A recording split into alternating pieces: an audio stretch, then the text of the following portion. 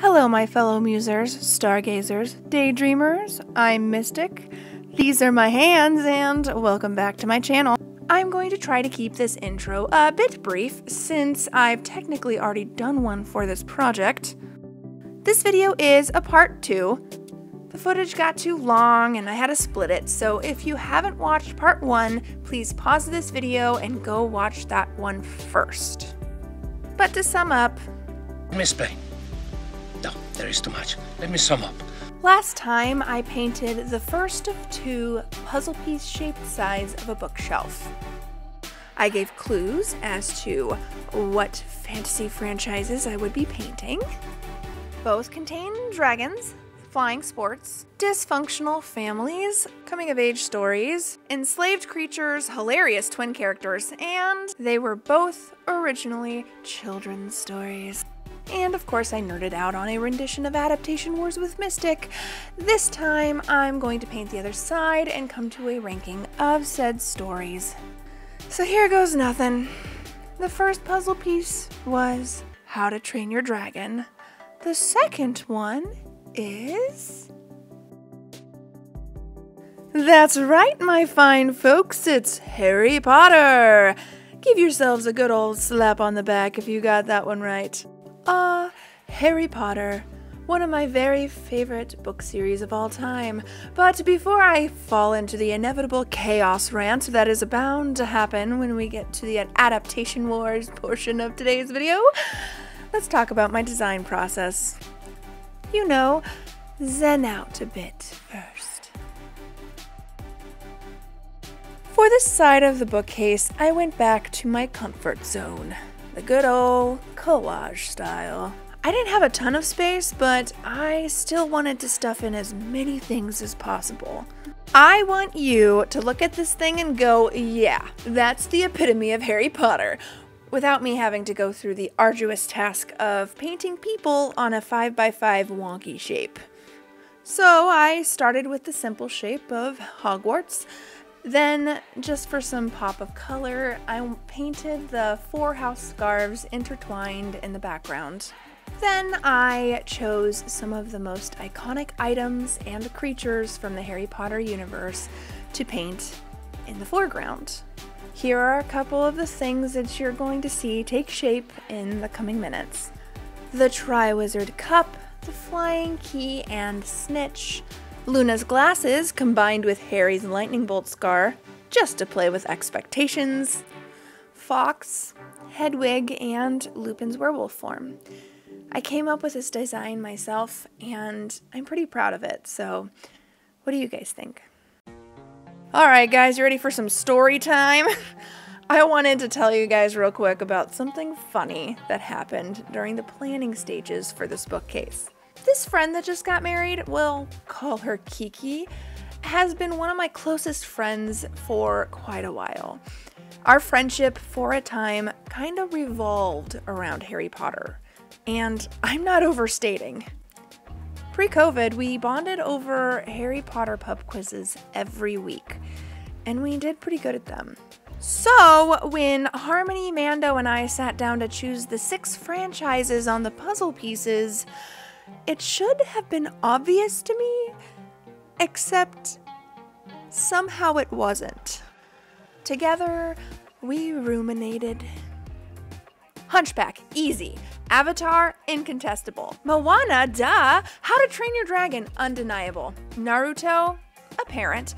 But when we came to the 6th one, nothing. I couldn't think of a single thing. After banging our head against the wall several times, we finally landed on a placeholder of sorts. It's another anime that she likes a lot. Not completely child-friendly, but it was animated, so maybe her eventual kids would never ask. I'm not going to title this anime here for fear of embarrassing her, but basically, take Twilight, amp up the cringe, make Bella more stupid, then send that all over to Japan to be animated, and you've got this anime. Which left me in a bit of a predicament. I couldn't figure out what to paint for said anime that wasn't several characters kissing, but I also couldn't for the life of me come up with a different kid-friendly franchise that I know she loves. You had one job.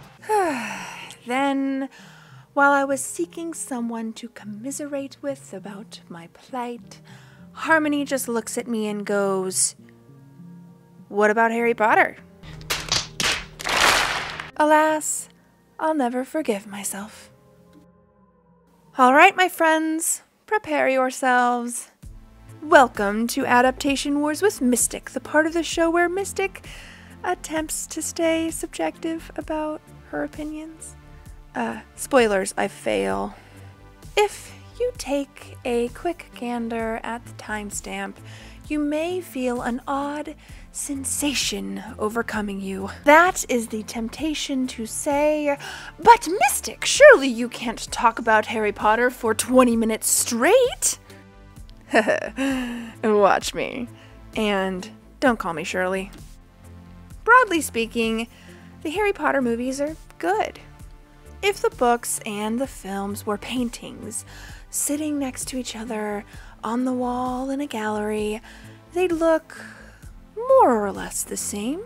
If you squint and tilt your head, the hypothetical movie painting would likely be a bit more thin or grainy or perhaps pixelated, but most of the important parts are there. Where the filmmakers draw the most of my ire are the pointless changes. Okay, I'm about to jump off the deep end into a realm that may make some people a bit offended, but I'm a Harry Potter book purist. I can't help it. I do, however, apologize in advance if I step on anyone's toes. Movie lovers out there, a real quick quiz. Who sold Dumbledore's army out to Umbridge? Cho, I pretend to hear you answer. False. It was, in fact, Marietta, Cho's friend, who never really wanted to be a part of the DA in the first place, but came along anyway because Cho pressured her into it. So, in the books, Cho and Harry don't just stop talking to each other. Harry expects her to throw her friend under the bus, and she refuses. Question number the second, who gave Harry the gillyweed during the Goblet of Fire? Your inaudible voices again return with the wrong answer. Neville. Instead, we were looking for the answer, Dobby. This change is even more ridiculous considering the only place to get gillyweed is Snape's stores, and it's so far out of Neville's characterization to steal from Snape. Moving on. Who stands up against Sirius Black in the Shrieking Shack, saying he has to kill them first? Hermione? False, you silent sirens! Ron stands up on his mangled, bleeding leg to stand between his friend and death because he's more than just a blundering idiot. I'm actually going to be coming back to this point in a little bit, so snuggle in. There's this mishandling of some of the main players in the movie, which has the unfortunate ripple effect of destroying every romantic couple's believability. Case in point, I can tell with just a single question whether someone has read the books or have at least read them undoctrinated by the changes made in the movies. That question is, who should Harry have ended up with? Those who fit that description, I'm sure, are answering with a resounding Hermione. And you know what? In the realm of the films, I agree with you. But that's only because the film dropped the ball on all of the other love interests. Let's start, shall we, with the overhyping of Miss Hermione Granger. It has been well documented that the director of the first two films, Chris Columbus, had a fascination with Hermione's character. Which, fun fact, endeared him to Rowling, who was certain that everyone's favorite character was, ironically, Ron. Now, on paper, there's nothing really wrong with this, but in the script, it comes across in the worst way possible. Hermione has more agency to the plot than Harry does most of the time, and his name is on the flippin' cover. Whew. Let's take a deep breath and look into the window of her original characterization. She is a well put together, well-read individual who has wisdom beyond her years and an abundance of hope for the future. But she is also bossy, arrogant, and unwilling to apologize. She knows everything, and anyone who doesn't listen to her and do as she says immediately isn't worth her time. And even though she has the knowledge, it's mostly learned through books, so there is cultural information about the wizarding world that she just blunders into and doesn't understand, because she's Muggle-born. Those movie lovers out there, I'm sorry to say this, but you don't know the real Hermione. You guys got the photoshopped version. A version whose creator ironed out all of the negative qualities until there was no depth left. Movie Hermione gets the most relationship growing moments with Harry. She has all of the good ideas, and even when other characters disagree with her and go a different direction, it's constantly reinforced that they just should have done what Hermione had said. It would have been better. She is absolutely perfect in every way. Disagree with me? Name one moment in the movies where Hermione is in the wrong. Other than her general stuck-up attitude in the first movie, you can't. Because narratively, in the movie, she's never wrong. And Ron always is. This Disney princess approach to feminism is so incredibly damaging to the psyche of a little girl watching these. It's Victoria's Secret levels of objectification, but on the personality level, not the sexual one. Models work hard to stay perfect.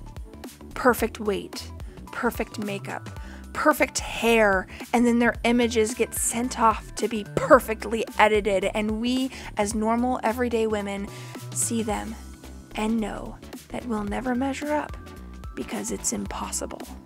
Hermione is witty and perfect and smart and always knows what to do. If that's what's expected, I can never get there.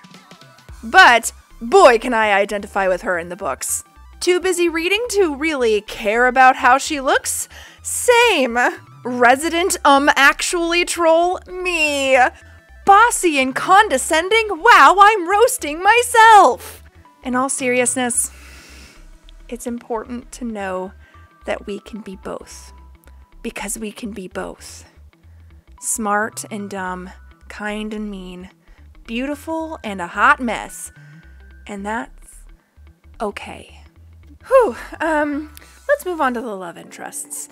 I don't consider this another point, just a continuation of the last one, because the number one reason that people think Harry and Hermione are the best ship is because Ron is a horrible person in the movies, and it's all played for laughs until it isn't.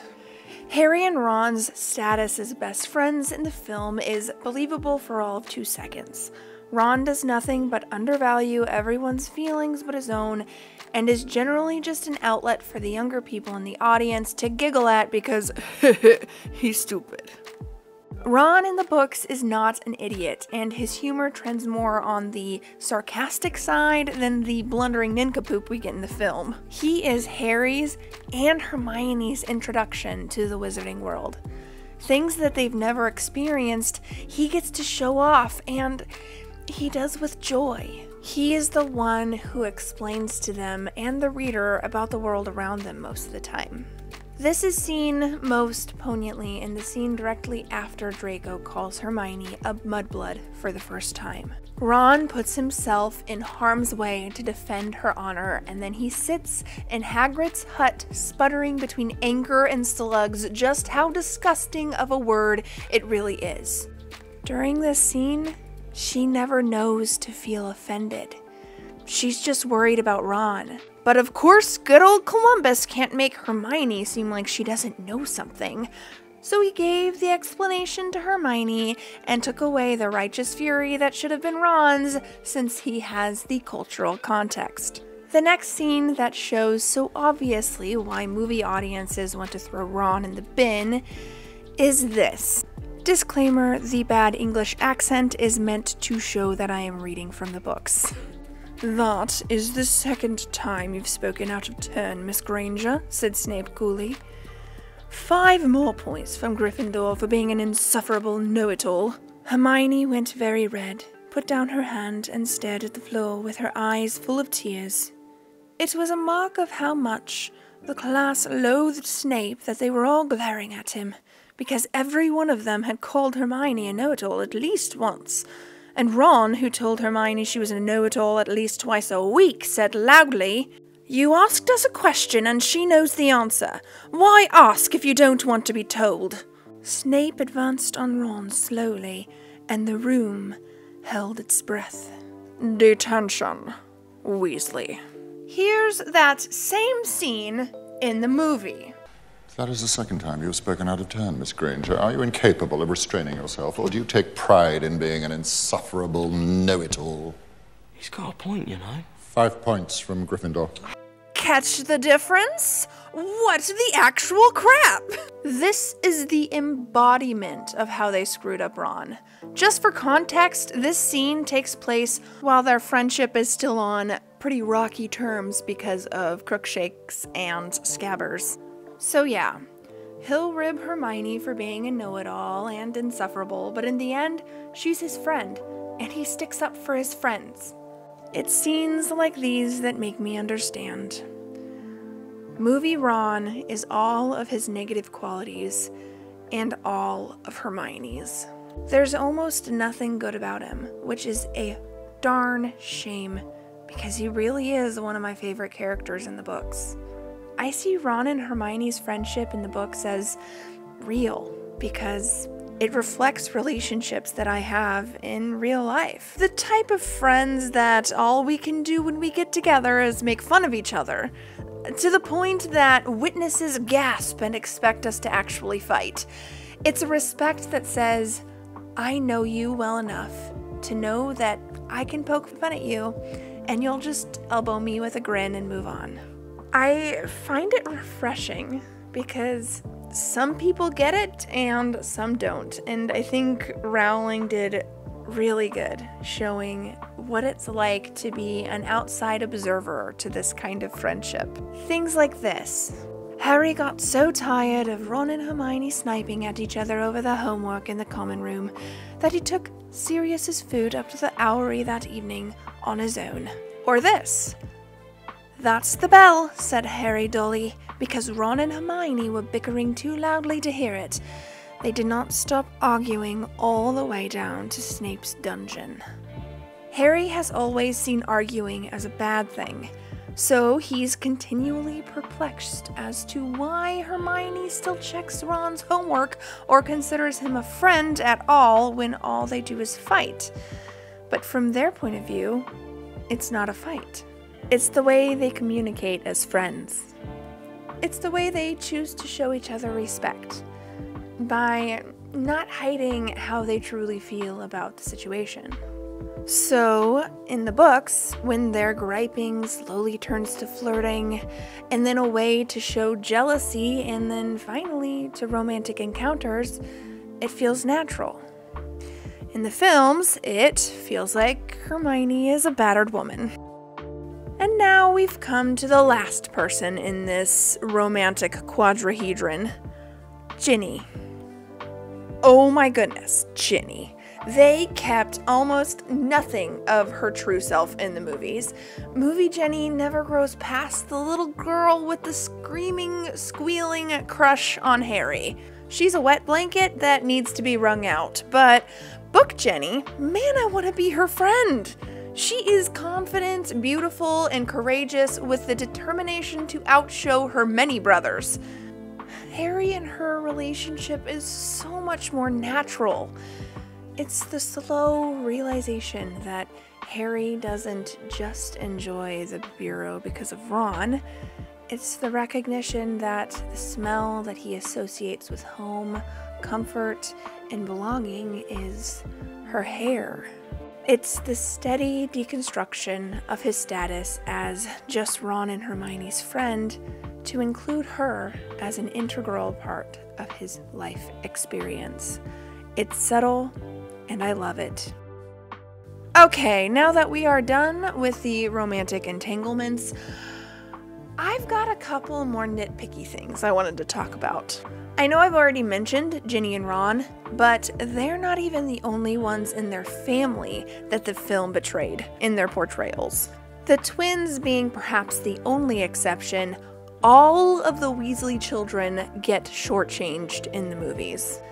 Bill is only shown because his and Flem's wedding is a major part of the last movie.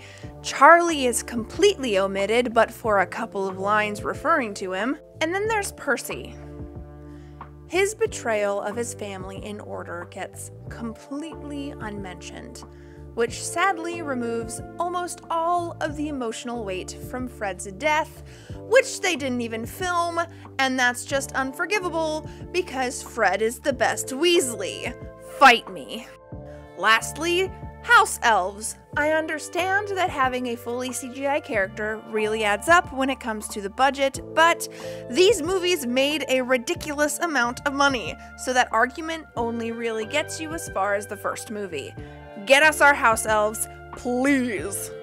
All of the points I've made so far, I will be the first to say, are probably not that important to the end game of the story.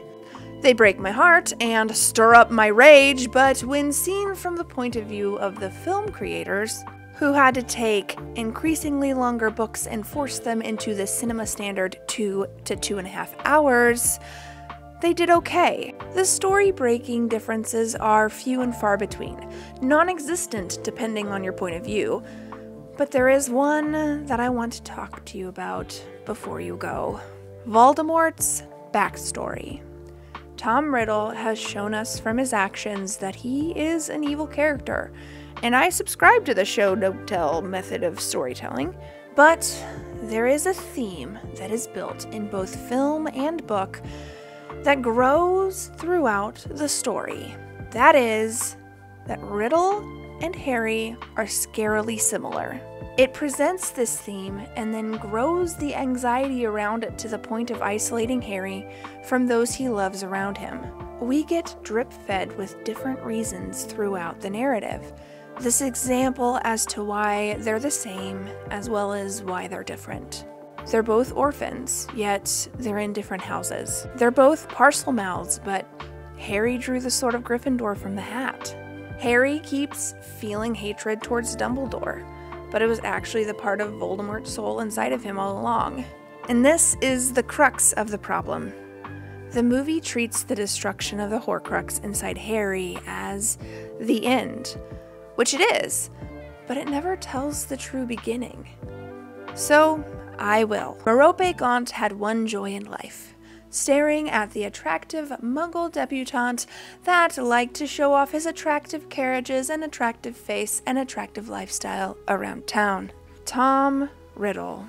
So, when her abusive father and brother are both incarcerated for Muggle battering, she uses her newfound freedom to brew a bit of love magic. Most likely, a potion. She lived the lie with her enslaved hunk of a husband for a year, only growing a conscience when she became pregnant. Possibly believing Riddle had actually fallen in love with her, or would at least stay for the sake of their child, she released him, and he ran. Then, Merope pulled a full Padme and died right after naming her son, Tom Marvolo Riddle. The part that makes this backstory's omission such an incredible shame is its opposition and yet parallel of Lily Potter. Lily died, Merope died. The difference was the way they chose to live their lives. Lily chose to give her life to protect her son, ingraining his life with love in the process. Merope chose to destroy another's life to create her son, which in turn removed that love from his life.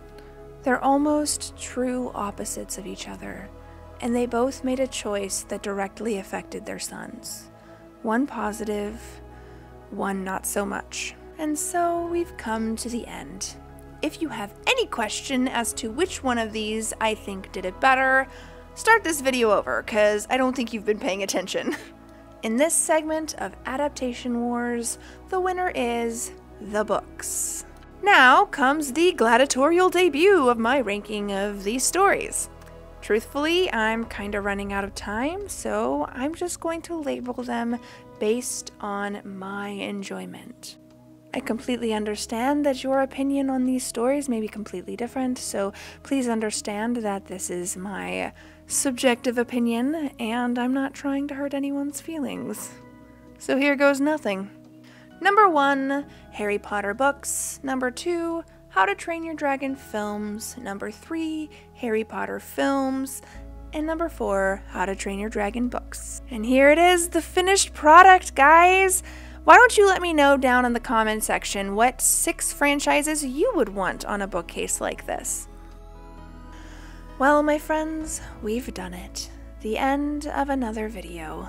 I promise eventually my projects won't always be gifts for friends and family, but alas, for the time being, it will be. I know for a fact the next 2 at least. If you've enjoyed listening to this last love letter to a lovely bit of literature, please consider liking, commenting, sharing, and subscribing. It would really make my day. So, once again, I have been Mystic, those were my hands, and mischief managed.